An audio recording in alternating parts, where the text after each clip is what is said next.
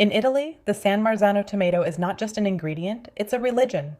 Neapolitan pizza makers have been known to refuse to make pizza without them.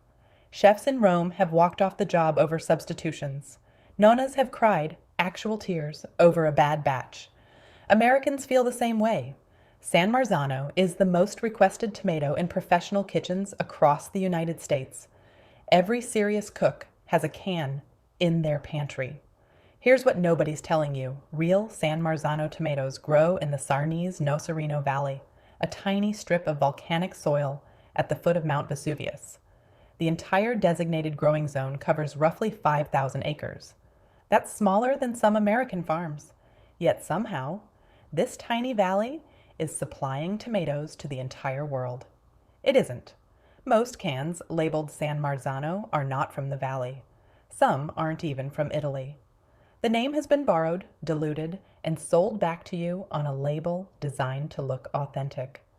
The real ones carry a DOP seal, Italy's Protected Origin Certification, a small consortium number on the can.